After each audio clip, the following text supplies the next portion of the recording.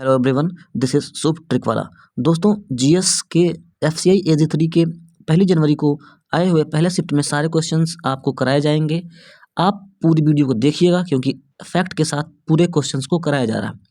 आने वाले आपके एग्ज़ाम जैसे कि एसएससी सीजीएल, एसएससी सीएचएसएल के लिए काफ़ी इंपॉर्टेंट तो बनेंगे ही। बाकी अभी जो 14, 21 और 29 को होने वाले एफसीआई AG3 का एग्ज़ाम अभी जो बाकी है, उनके लिए काफ़ी क्वेश्चंस इंपॉर्टेंट बनेंगे। पूरे क्वेश्चन फैक्ट के साथ हैं, इसलिए आप इसको ज़रूर देखिएगा। अगर एक बार आप पूरा वीडियो देखते हैं तो पूरा गारंटी के साथ कहता हूं कि आप पूरा वीडियो जितना भी आगे आएगा आप अच्छे से देखेंगे, क्योंकि इस पर मैंने काफ़ी मेहनत की है जो कि आपके लिए हेल्पफुल होगा। तो स्टार्ट करते हैं। पहला क्वेश्चन है, भारत का कौन सा राज्य है जो क्षेत्रफल के आधार पर सबसे बड़ा है? जी हाँ, पहला क्वेश्चन है, क्षेत्रफल के आधार पर भारत का सबसे बड़ा राज्य कौन सा है? तो उसका जवाब है राजस्थान। जवाब क्या है? राजस्थान। जी हाँ। इसके साथ ही आपको ये भी जानना जरूरी है कि दूसरे नंबर पे आता है मध्य प्रदेश और तीसरे नंबर पे आता है महाराष्ट्र। यह भी क्वेश्चन बन सकता है। साथ ही साथ आपको इसी क्वेश्चन के माध्यम से मैं ये बताने का प्रयास करूंगा कि राजस्थान राज्य का जो कवर किया गया कुल क्षेत्रफल है, ये इतना आप देख सकते हैं, 3,42,239 किलोमीटर स्क्वायर है। साथ ही साथ ये पूरे भारत का 10.4% एरिया कवर करता है। ठीक है ना।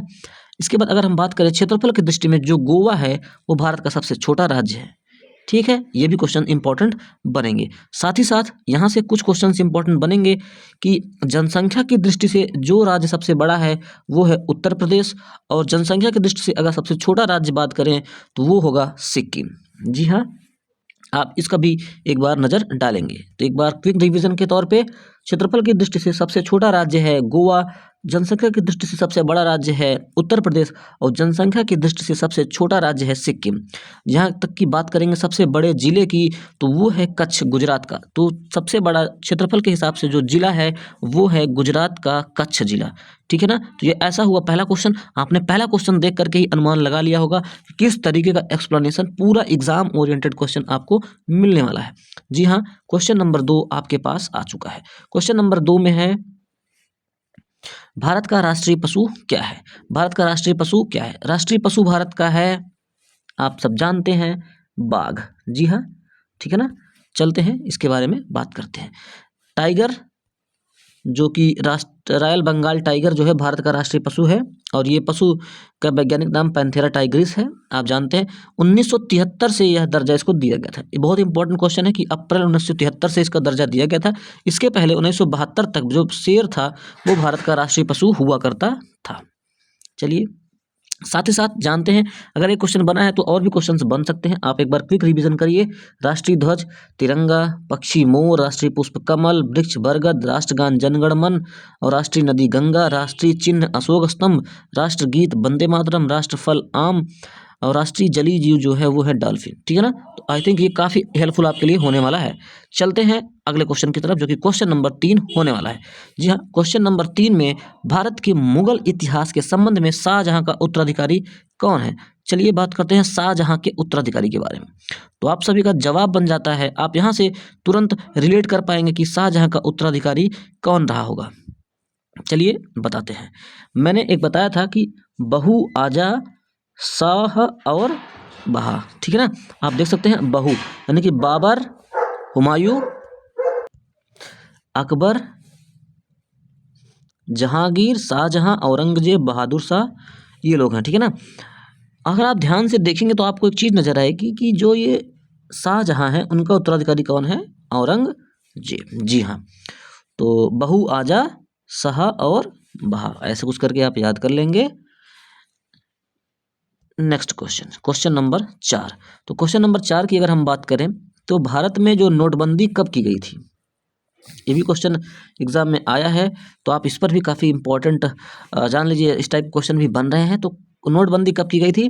की गई थी नोटबंदी, आपको मालूम होगा कि 2016 नवंबर में की गई थी। जी हाँ।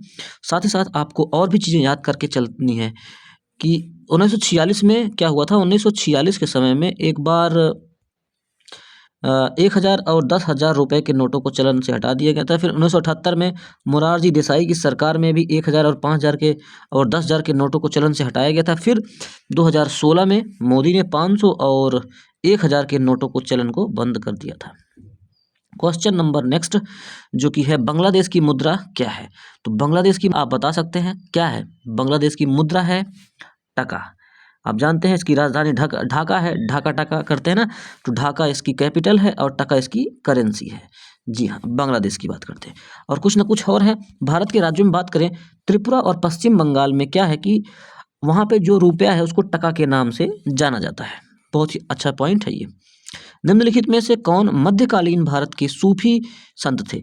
आप जानते हैं मध्यकालीन भारत के सूफी संत के रूप में कौन थे? ख्वाजा निजामुद्दीन औलिया। ये हैं ख्वाजा निजामुद्दीन औलिया। चलिए, आप नेक्स्ट क्वेश्चन है, निम्नलिखित में से कौन सा एक प्राकृतिक रेशा है? इन सभी में कोई एक प्राकृतिक रेशा है? तो आप जानते हैं जो जूट है वो एक प्राकृतिक रेशा है। चीनी के कुल निर्यात में दृष्टि से भारत का विश्व में कौन सा स्थान है? तो भारत का विश्व में दूसरा स्थान है। अगला क्वेश्चन, 2022 आईसीसी मेंस टी20 वर्ल्ड कप की मेजबानी कौन सा देश करेगा? जी हाँ, आप जानते हैं आईसीसी मेंस टी20 वर्ल्ड कप हो चुका है और उसकी मेजबानी किया था ऑस्ट्रेलिया। ठीक है ना, आप देख लीजिए यहाँ पे ऑस्ट्रेलिया ने उसको मेजबानी की, चैंपियन बना इंग्लैंड, किसको हराया? पाकिस्तान को। कितनी टीमों ने पार्टिसिपेट किया? कुल मिला के 16 टीमों ने। मैन ऑफ द सीरीज बने सैम करन, मैन और सबसे ज़्यादा रन बनाए विराट कोहली ने और सबसे ज़्यादा विकेट लिए वरेंदु हसरंगा ने। तो ये सारे क्वेश्चन भी एग्जाम में बन सकते हैं। अब आप देख सकते हैं कि 2011 की जनगणना के अनुसार जो भारत का सर्वोच्च साक्षर राज्य कौन सा है? आपको बताने की जरूरत नहीं है, आप जानते हैं केरल जो है भारत का सर्वोच्च साक्षर राज्य है।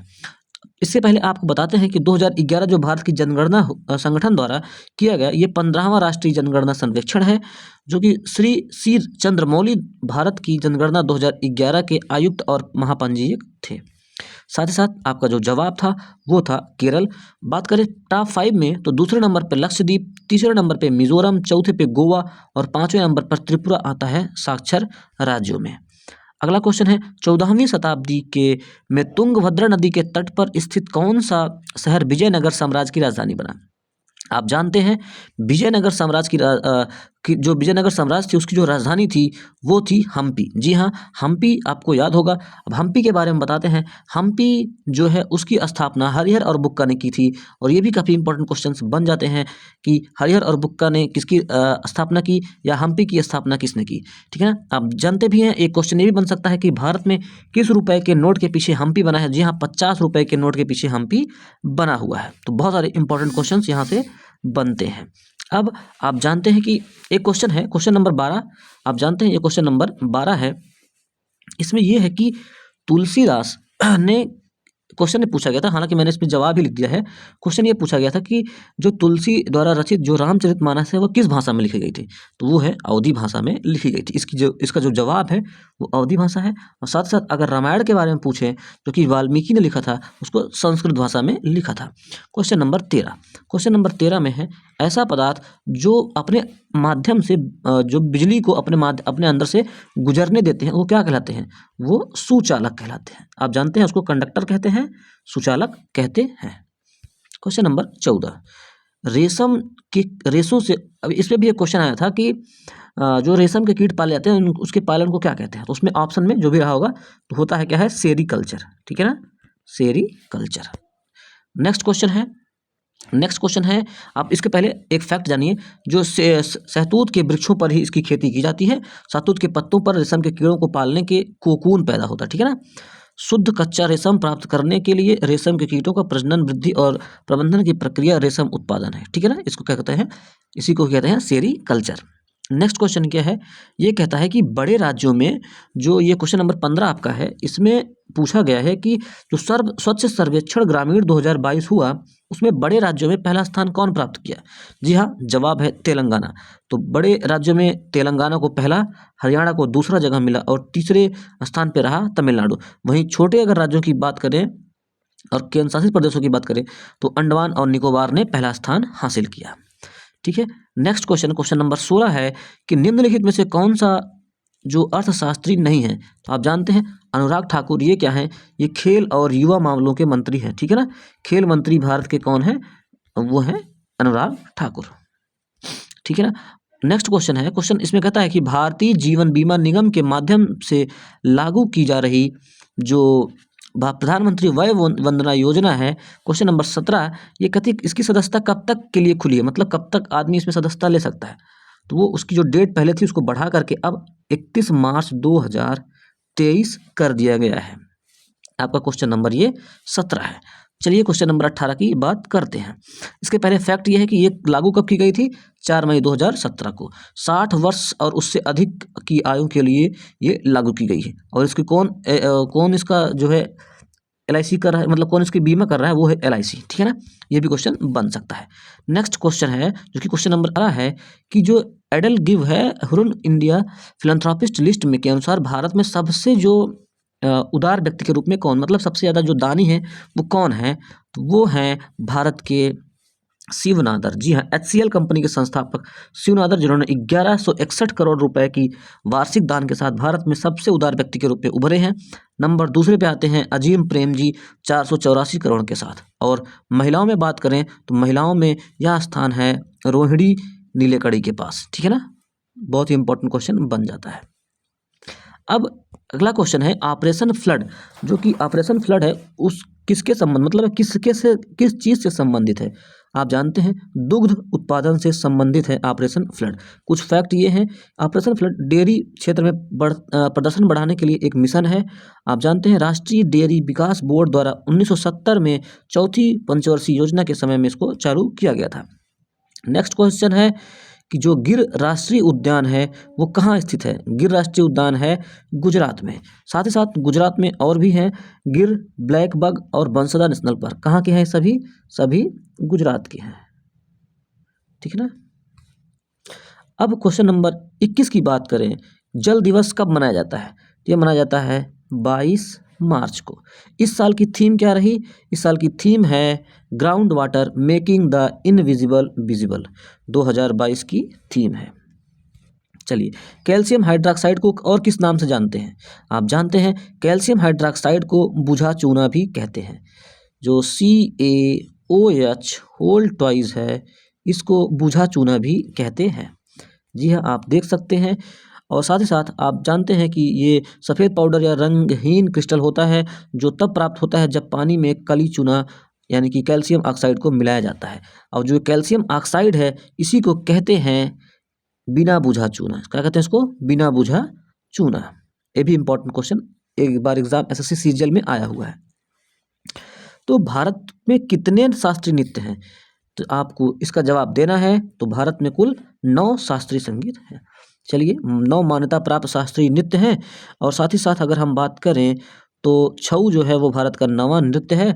9 को अगर हम एक साथ बता दें आपको तो भरतनाट्यम तमिलनाडु का है, कथक उत्तर प्रदेश का है, साथ ही साथ कथकली केरल का है, कुचिपुड़ी आंध्र प्रदेश का, उड़ीसी जो है उड़ीसा का, मणिपुर का, मोहिनी अट्टम केरल का, और सत्रिय असम और छऊ जो है वो है। कुल मिला के 9 यहाँ पे शामिल किए गए हैं। अब बात करते हैं अंतर्देशीय जलमार्गों को बढ़ावा देने के लिए भारत जनवरी 2023 में वाराणसी और किसके बीच में दुनिया का सबसे लंबा नदी क्रूज करने वाला योजना बना रहा है।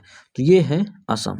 कौन है, असम। जी हाँ, आप देख सकते हैं भारत जनवरी में उत्तर प्रदेश के वाराणसी से असम के डिब्रूगढ़ के बीच में दुनिया का सबसे लंबा नदी क्रूज शुरू करने की योजना बना रहा है। और आखिरी क्वेश्चन नंबर 25, निम्नलिखित में से कौन सा भौतिक परिवर्तन है। आप जानते हैं बर्फ का पिघलना क्या है, एक भौतिक परिवर्तन है। आई होप कि वीडियो आपको पसंद आया होगा। अगर आपको वीडियो पसंद आया है तो अपने दोस्तों के पास शेयर कीजिए। ऐसे वीडियोस आपके पास आते रहेंगे। Thank you so much for watching this video.